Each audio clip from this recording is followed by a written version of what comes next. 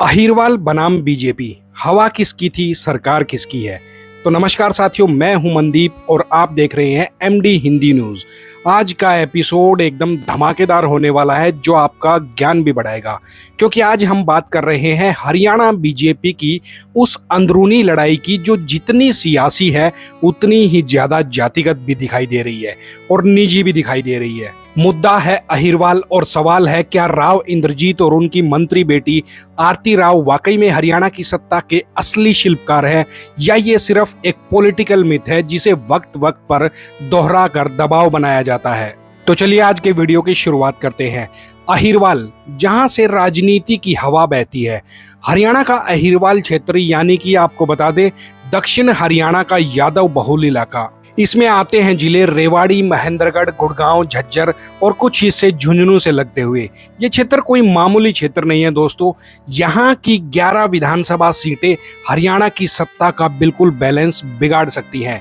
यहाँ का समाज संगठित है, जागरूक है और नेताओं को जिताता भी है और इसी के साथ नेताओं को गिराता भी है। साल 2014 में जब बीजेपी ने यहाँ की सभी 11 सीट जीत ली थी, तो लगा था कि जैसे अहिरवाल बीजेपी का बिल्कुल गढ़ बन गया हो, और वहीं से शुरुआत हुई राव इंद्रजीत सिंह की सियासी पुनरुत्थान की कहानी। राव इंद्रजीत, जो कभी कांग्रेस के स्तंभ थे, साल 2009 में लोकसभा जीते, लेकिन परिवारवाद से नाराज होकर साल 2014 में बीजेपी का दामन उन्होंने थाम लिया। बदले में उन्हें क्या मिला? गुड़गांव में सांसद बने, केंद्रीय राज्य मंत्री बने और भाजपा में अहिरवाल के इकलौते सबसे बड़े चेहरे बनकर वो सामने आए थे, बनकर उभरे थे। उनके साथ बेटी आरती राव भी सियासत में उतरी। साल 2024 में कोसली से विधायक भी बनी और स्वास्थ्य मंत्री भी बनी। साथियों, अब सवाल ये उठता है कि इतना कद और सम्मान मिलने के बावजूद ये हमने सरकार बनाई वाली बयान आखिरकार क्यों आया? अब साथियों, एक सच्चा, ताजा और कड़वा मगर दिलचस्प किस्सा आपको मैं बताने जा रहा हूं। हरियाणा की राजनीति के दो ध्रुव, एक तरफ थे मनोहर लाल खट्टर, संगठन के आदमी, पार्टी के प्रिय और सत्ता के सबसे भरोसेमंद चेहरे, और दूसरी तरफ राव इंद्रजीत सिंह, अहिरवाल के शेर, 3 बार के सांसद, केंद्रीय मंत्री और खुद को दक्षिण हरियाणा की आत्मा कहने वाले नेता। साल था 2019, जगह थी गुरुग्राम, मौका था केंद्र की स्मार्ट सिटी योजना का। अब गुरुग्राम, जो भारत के सबसे अमीर, सबसे तेजी से बढ़ते शहरों में से एक है, उसे इस योजना में नाम तक नहीं मिला। राव इंद्रजीत का गुस्सा 7वें आसमान पर था, और फिर हुआ वो जो बड़े बड़े नेताओं के बीच आमतौर पर मंच के पीछे होता है। लेकिन वहीं राव साहब ने इसे मंच से माइक पर पूरे हरियाणा के सामने कह दिया। गुरुग्राम को स्मार्ट सिटी की लिस्ट में क्यों नहीं लिया गया? क्या हम हरियाणा में नहीं आते? क्या मेरी हैसियत कम है? क्या मेरे क्षेत्र की जरूरतें कम है? मैं अपने लोगों को आखिरकार क्या जवाब दूंगा? उस दिन पहली बार लोग चौंक गए, अरे ये तो बीजेपी के ही नेता हैं, फिर इतनी नाराजगी आखिरकार क्यों? सीएम खट्टर, जो हमेशा सौम्य रहते हैं, मंच पर चुप थे, लेकिन सब समझ रहे थे कि तीर सीधा चलाया गया है, ऊपर से नहीं बल्कि अपनों के बीच से। फिर धीरे धीरे बात दिल्ली तक पहुंची। राजनीतिक हलकों में चर्चा होने लगी कि राव साहब को खट्टर सरकार में सम्मान नहीं मिल रहा, और फिर साल 2024 में खट्टर खुद केंद्रीय मंत्री बनकर दिल्ली में आ गए, लेकिन राव इंद्रजीत को मंत्रिमंडल से बाहर कर दिया गया। तब ये सारा किस्सा जैसे फिर से जिंदा हो गया। राव साहब ने तब कहा था कि अब देख रहा हूं अफसरशाही में भी वही पुरानी चाल है, गुरुग्राम आज भी पीछे है। यानी कि राव साहब ने अपनी ही पार्टी के पूर्व मुख्यमंत्री को इशारों में कहा था कि आपकी दिल्ली में पहुंच है, लेकिन हमारे हकों में कटौती बिल्कुल मत करें। अब वापस आते हैं आरती राव पर। 18 जुलाई 2025 कोसली की एक जनसभा में मंत्री आरती राव कहती हैं, हरियाणा में किसी ने नहीं सोचा था कि भाजपा की सरकार बनेगी, लेकिन हमने सोचा, हमने हवा बनाई और सरकार भी बनाई। अब इसी बात ने आग में घी डाल दिया। पूर्व मंत्री डॉक्टर अभय यादव ने तुरंत सोशल मीडिया पर पलटवार किया। उन्होंने कहा कि गजब, जो 5 सीटों पर विपक्षियों से मिलकर चुनाव लड़े, वो भी हवा बनाने का दावा कर रहे हैं। ये सिर्फ एक बयान नहीं था, ये एक बहुत गहरा संकेत था कि बीजेपी के भीतर सब कुछ ठीक ठाक नहीं चल रहा।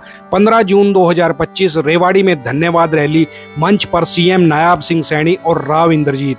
राव साहब ने कहा, मुख्यमंत्री जी, हमने सरकार बनाई है, हमने सरकार बनवाई है, हमारा हक है, हमारे काम होने चाहिए। लेकिन सीएम सैनी ने वही मंच से जवाब दे दिया, हम किसी जात की सरकार नहीं है, ये सरकार पूरे हरियाणा के 3.25 करोड़ लोगों की है। सैनी जी ने एकदम साफ संकेत दे दिया, जातिवाद की राजनीति अब नहीं चलेगी।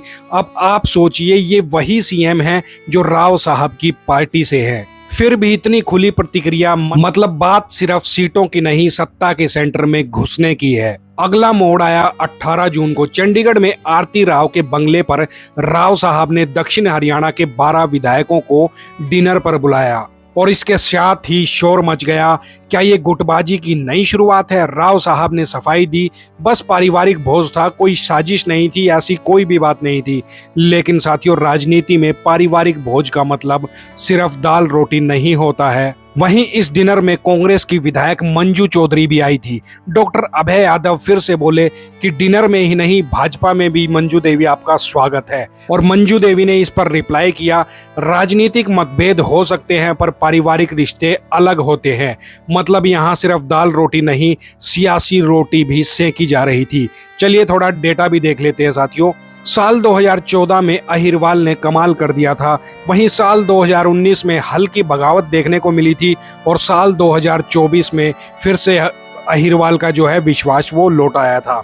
तो राव साहब का दावा पूरी तरीके से गलत नहीं है, लेकिन सिर्फ उन्हीं की वजह से सरकार बनी है, ये कहना अति आत्मविश्वास है। अभी फिलहाल बीजेपी 2 धड़ों में बटी दिखाई दे रही है। राव गुट जो खुद को पावर सेंटर मानते हैं, मुख्यमंत्री सैनी गुट जो जातिवाद से ऊपर विकास की बात करते हैं।